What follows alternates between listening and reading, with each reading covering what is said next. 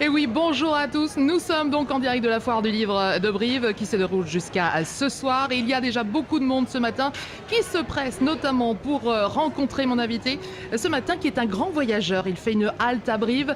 J'ai le grand honneur de recevoir Mathieu Ricard. Bonjour. Bonjour. Alors vous êtes le moine bouddhiste le plus connu de France, l'interprète français du Dalai Lama. Vous êtes aussi un photographe averti. Dans votre nouvel ouvrage Un demi-siècle dans l'Himalaya, vous nous faites partager 50 ans de votre univers himalayen en 350 images accompagnées de textes. C'est un peu comme un album de famille de votre terre d'accueil. De famille, peut-être, je ne sais pas, oui. En même temps, si vous voulez, c'est partager la beauté des maîtres spirituels, des enfants tibétains, des vieillards, et puis l'extraordinaire beauté des paysages. C'est le plus bel endroit du monde pour vous ? Bon, c'est l'endroit où j'ai choisi de vivre et j'en suis fort heureux, bien sûr. C'est magnifique et très inspirant à tout point de vue. Alors c'est en 1967 que vous faites votre premier voyage en Inde, dans les contreforts de l'Himalaya. Vous y rencontrez des maîtres spirituels tibétains. Vous allez revenir en 1972 pour vous y installer définitivement. Que retenez-vous de ces années ?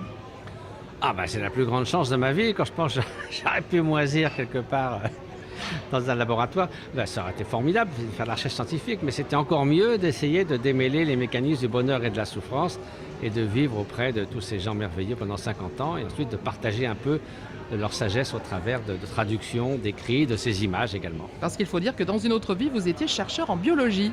Exactement. Alors c'est votre 10e ouvrage photographique. D'où vous vient cette passion pour la photographie ? Qu'est-ce que vous apporte la photographie ?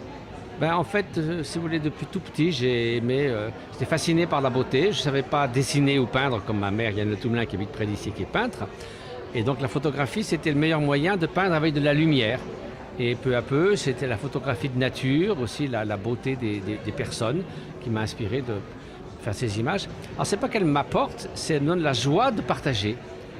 Et je crois que quand on voit un magnifique paysage, on n'a qu'une envie, c'est que tous vos amis puissent le voir. Et quand on rencontre un grand sage, ou homme ou femme, on a très envie que d'autres puissent voir quel visage a-t-il, comment est cette personne. Alors vous chassez la perfection d'une image. Est-ce que c'est une autre manière de méditer pour vous ?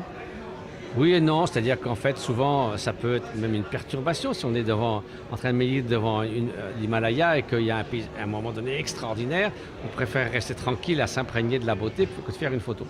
Ceci dit, encore une fois, cette idée de partage est très forte et je pense que offrir ces images à ceux qui voudraient bien poser leur regard sur elles, ben, c'est une forme de cadeau, d'offrande, de partage. Et un beau cadeau que vous nous faites en tout cas, c'est en effet plus que votre environnement que vous nous dévoilez.